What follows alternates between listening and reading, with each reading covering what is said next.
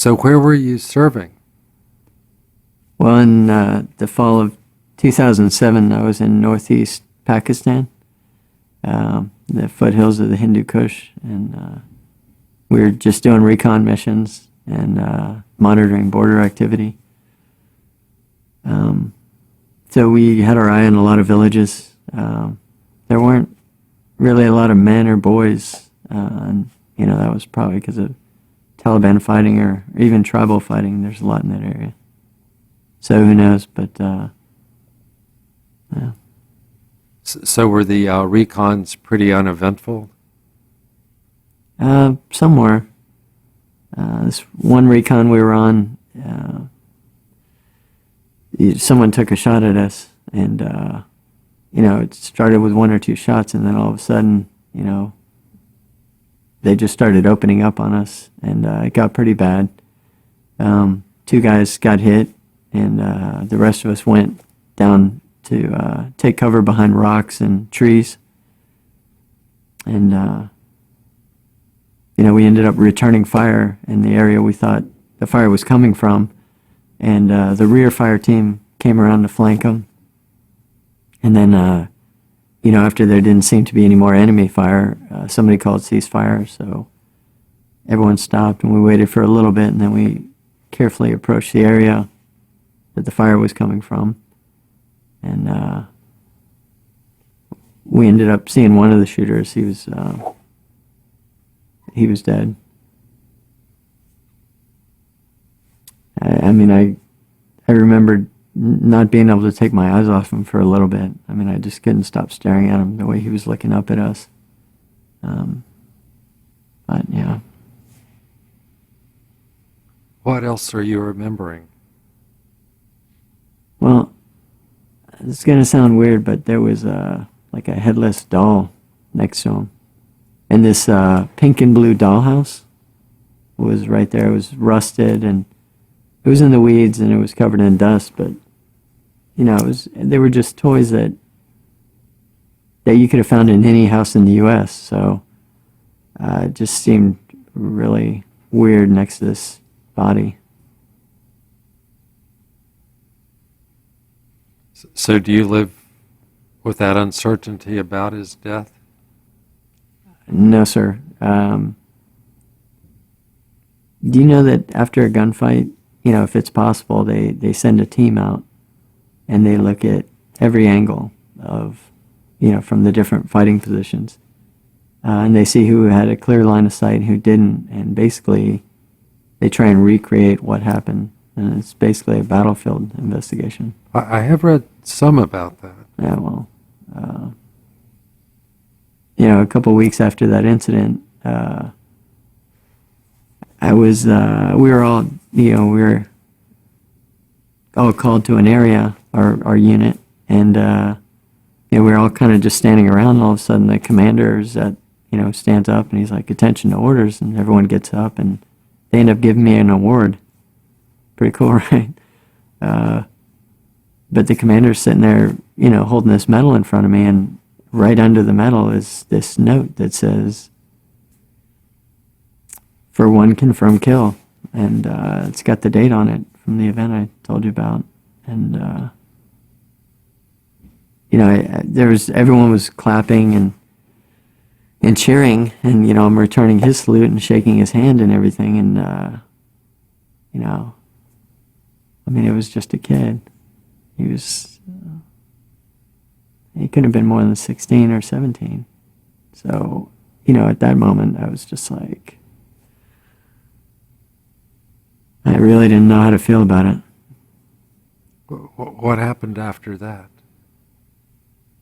Well, I guess a couple weeks after that, we were training, and I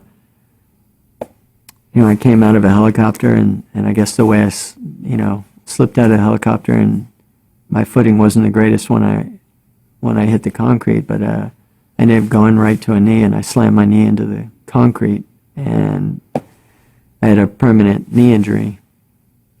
So, I felt pretty stupid because, I didn't get stabbed, I didn't get shot, I didn't get blown up. it was an injury. A grandmother could have gotten in the grocery store falling over. So, no. What was it like after you got back home? Home. Well, after a couple weeks of rehab at Walter Reed, I called back to my friends, and I don't know, there's a time difference or something, but I ended up leaving a couple messages, and I left a message on our house phone for my parents and told them when I was coming in. But I got there, and nobody was there waiting for me, so I just ended up catching a cab home, and I really don't talk to my parents very much anymore. Is there anyone else you do talk with, or anyone you live with? Yeah, I live with my girlfriend, Marcy. On our first date, we got to talking, and I found out about the same time I was in Pakistan, she lost her brother. He was 16, got in a car accident, and it was fatal. I mean, he died. But she's, she was pretty close to her brother Andrew. So, I don't know, I just felt this, I guess I was just drawn to her and felt like, I should be consoling her, and I should help her through it. Was there anything else that drew you to her?